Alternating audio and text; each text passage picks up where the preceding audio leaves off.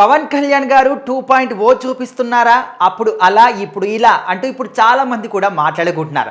అయితే కూటమి ప్రభుత్వం గెలుపొందినప్పటి నుంచి కూడా సనాతన ధర్మం అని చెప్పేసి అండ్ రాజకీయంగా అభివృద్ధి చెందాలని చెప్పేసి దట్టు ప్రజల అభివృద్ధి నాకు ముఖ్యం అని చెప్పేసి ఎన్నో మంచి నిర్ణయాలు ఎన్నో మంచి పనులు చేసిన వ్యక్తి పవన్ కళ్యాణ్ గారు.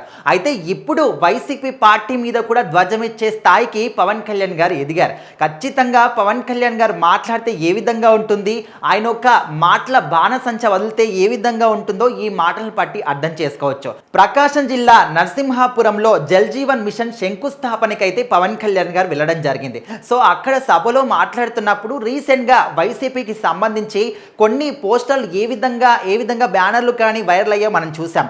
రప్ప అంటే 2029లో మా యొక్క వైసీపీ ప్రభుత్వం వచ్చిన తర్వాత గంగమ్మ తల్లి జాతరలో మేకల్ని ఏ విధంగా బలిస్తారో ఆ విధంగా రప్ప నరికేస్తామని చెప్పేసి జగన్ గారి ఫోటో పెట్టి చాలా మంది వాళ్ళ ఫ్యాన్స్ అందరు కూడా ముఖ్యంగా అల్లు అర్జున్ ఫ్యాన్స్ కూడా ఒక పోస్టర్ని పట్టుకున్నారు. సో మరి వాటిని చూసిన తర్వాత ఏంటి అసలు మీ ప్రభుత్వం రావాలి కదా, మీరు వచ్చినప్పుడు మాకు చూస్తామన్నారు. అసలు మీ ప్రభుత్వం వస్తుందా, ఏ విధంగా గెలుస్తారో మేము కూడా చూస్తాము. అసలు ఎవరి మీద కూడా పర్సనల్గా కక్షలు లేవు, కానీ రాజకీయాల పరంగా ఏదో సినిమాలు కానీ సినిమాలో ఉన్న డైలాగులు కానీ మేము వాడతాము, ప్రజల్ని బలోపేతం చేస్తాము, వాళ్ళని ఆ విధంగా రెచ్చగొడతామంటే ఖచ్చితంగా అయ్యే పని కాదు. ఏ సినిమా డైలాగులు అయినా కూడా ఆ సినిమా థియేటర్ యొక్క గేట్ వరకే ఉండాలి.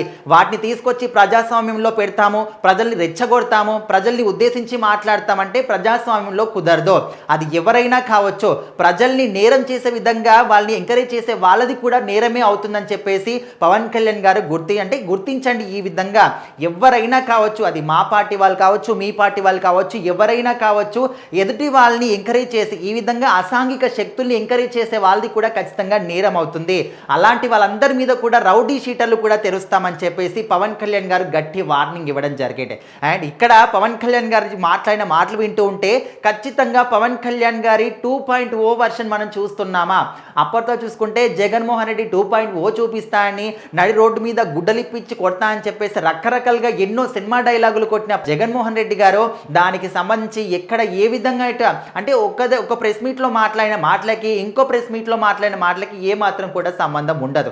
కానీ పవన్ కళ్యాణ్ గారు మాట్లాడిన మాటలు ఇప్పుడు మనం వింటూ ఉంటే ఖచ్చితంగా పవన్ కళ్యాణ్ 2.0 ఇక స్టార్ట్ అయ్యింది అని క్లియర్గా అర్థమైపోతుంది.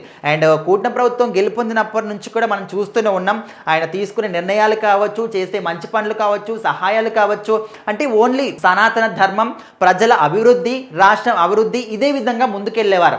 ఎవరు ఎన్ని మాట్లాడినా కూడా అది వైసీపీ వాళ్ళు కావచ్చు, ఎవరు కావచ్చు, ఎన్ని మాట్లాడినా ఏమని చేసినా కూడా వాటికి ఏ మాత్రం కూడా రియాక్ట్ అయ్యే వాళ్ళు కాదు పవన్ కళ్యాణ్ గారు. ఎందుకంటే అవన్నీ కూడా ఎప్పుడు కుక్కల్లాగా మొరుగుతూనే ఉంటారు, వాటిని మనం పట్టించుకోదని చెప్పేసి పవన్ కళ్యాణ్ గారు అనుకునేవారు.